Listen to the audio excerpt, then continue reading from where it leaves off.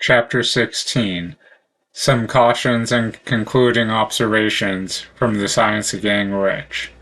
Many people will scoff at the idea that there is an exact science of getting rich, holding the impression that supply of wealth is limited.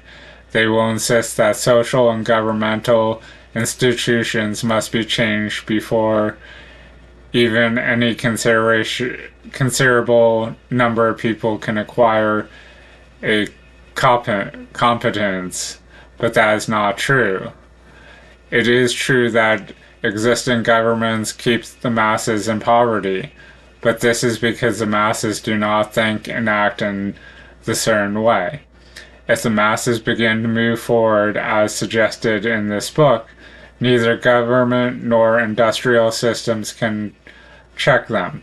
All systems must be modified to accommodate the forward movement.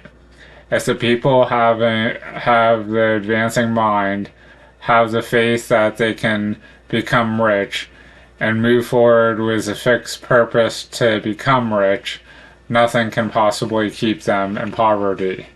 And then we have a contemplation box.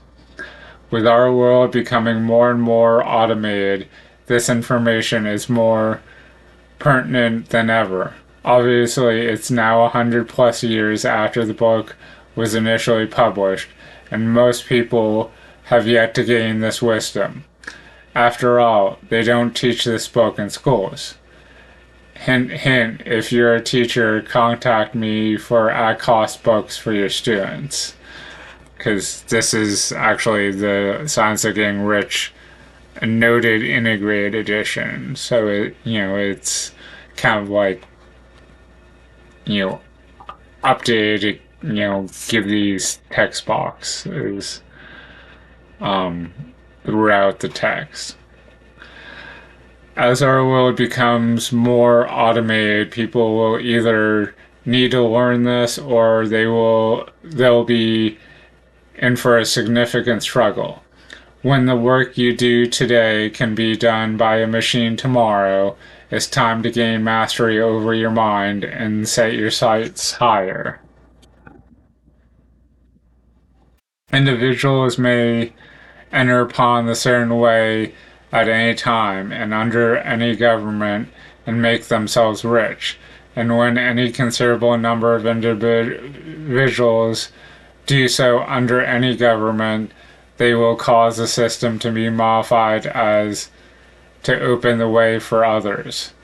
The more people who get rich on the competitive plane, the worse for others. The more who get rich on the creative plane, the better for others. The economic salvation of the masses can only be accomplished by getting a large number of people to practice the scientific method set down in this book and become rich. These will show others the way and inspire them with a desire for real life, with the faith that it can be attained, and with the purpose to attain it. For the present, however, it is enough to know that neither the government under which you live nor the capitalistic or competitive system of industry can keep you from getting rich. When you enter upon the creative plane of thought, you will rise above all of these things and become a citizen of another kingdom. But remember that your thought must be held upon the creative plane. You are never for an instant to be betrayed into regarding the supply as limited or into acting on the moral level of competition. Whenever you do fall into old ways of thought, correct yourself instantly, for when you are in the competitive mind, you have lost cooperation of the mind of the whole. Do not spend any time in planning as to how you will meet possible emergencies in the future, except as the necessary policies may affect your actions today. You are concerned with doing today's work in a perfectly successful manner, and do not and not with emergencies which may arise tomorrow. You can attend to them as they come. And then there's a reflection box. Now, of course, you don't want to turn a blind eye to issues either. If you live in a flood zone, you need to have flood insurance. Do not concern yourself with questions as how you shall surmount obstacles which may loom upon your business horizon, unless you can see plainly that your course must be altered today in order to avoid them. And then there's a meditation box. Go as far as you can see. When you get there, you'll see further. No matter how tremendous an obstruction may appear at a distance, you will find that if you go on in a certain way, it will disappear as you approach it, or that a way over, through, or around it will appear. No possible combination of circumstances can defeat a man or a woman who is proceeding to get rich along strictly scientific lines. No man or woman who obeys the law can fail to get rich any more than one can multiply 2 by 2 and fail to get 4. Give no anxious thought to possible disasters, obstacles, panics, or unfavorable combinations of circumstances. It is time enough to meet such things when they present themselves before you in the immediate present, and you will find that every difficulty carries with it the wherewithal for its overcoming. Guard your speech. Never speak of yourself, your affairs, or of anything else in a discouraged or discouraging way. Never admit the possibility of failure or speak in a way that infers failure as a possibility.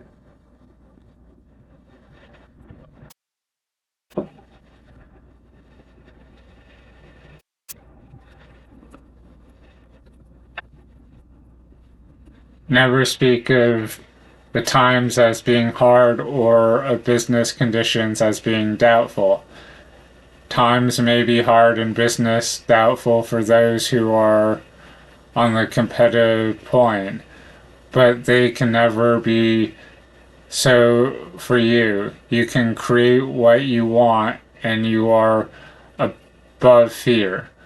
When others have hard times and poor businesses, you will find your greatest opportunity. And then we have the works box. Focus on gratitude.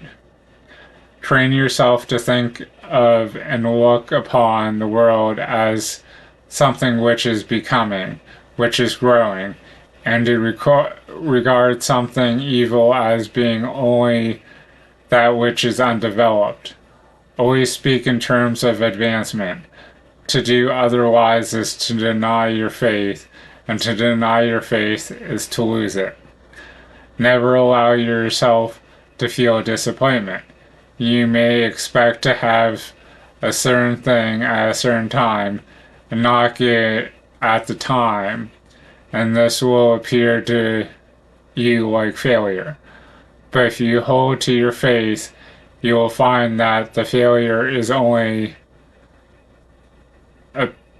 apparent. Then we have a reflection box. Just because you haven't received something yet doesn't mean it won't happen. It will come later on or in a different way than you anticipate. Imagine that you are house shopping and you find the perfect house for you, only to find it is under contract and someone beat you to it.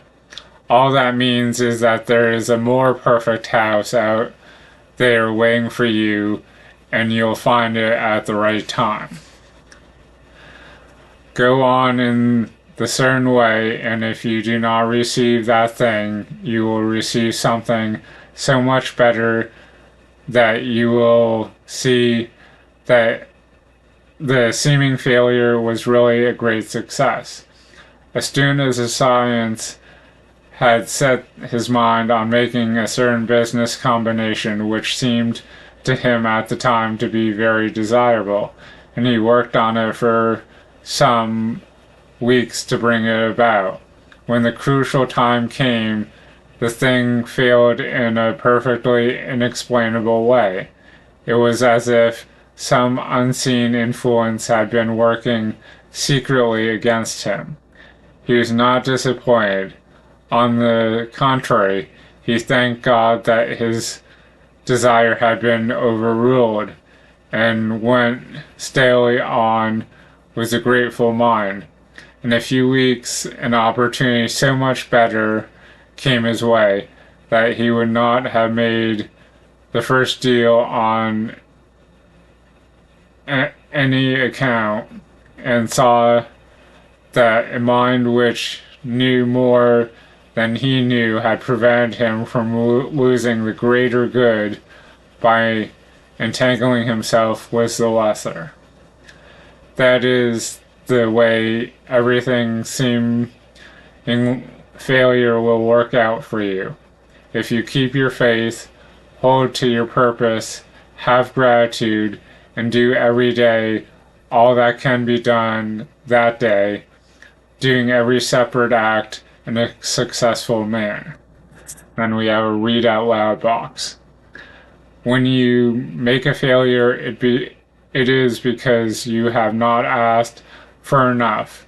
Keep on, and a larger thing than you were seeking will certainly come to you. Remember this. You will not fail because you lack the necessary talent to do what you wish to do. If you go on and as I have directed, you will develop all the talent that is necessary to the doing of your work. It is not within the scope of this book to deal with the science of cultivating talent, but it is as certain and simple as the process of getting rich.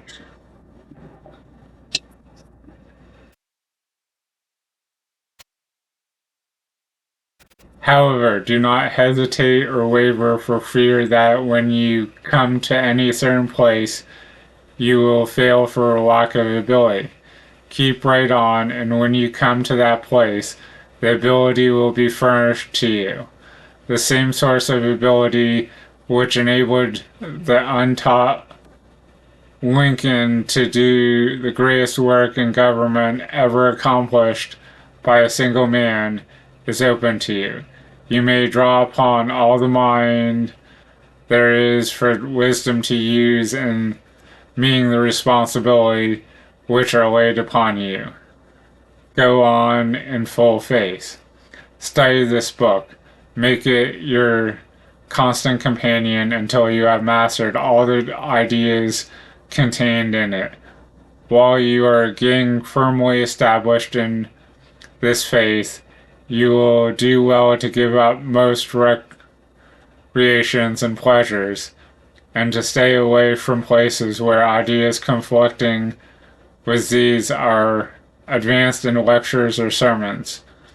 Do not read pessimistic or conflicting literature, or get into arguments upon the matter.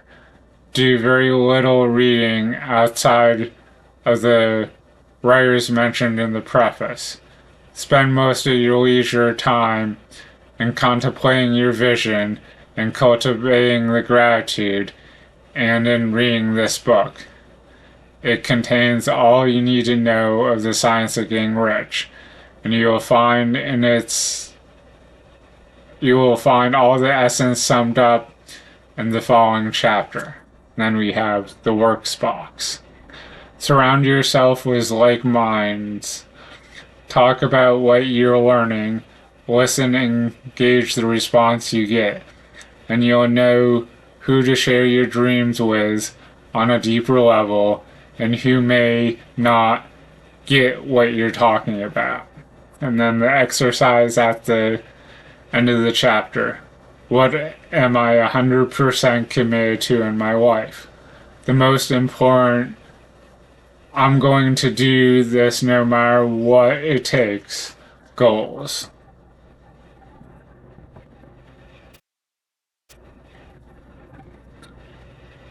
What will I need to overcome in order to accomplish this goal? So, a lot of information because it's, leading up to the summary of this whole book. Part of it was just, be conscious of the language you're using. You want to use a more positive way of speaking about things. You don't want to talk about things negatively, or you'll kind of slide back into old ways of thinking and acting. Also,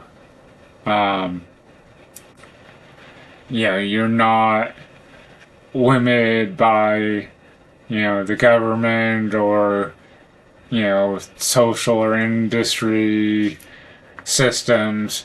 If you think and do things in a certain way, especially with gratitude and faith and purpose, you can achieve anything. So hopefully you found some value from chapter 16 of The Science of Getting Rich. Thanks, and have a good day.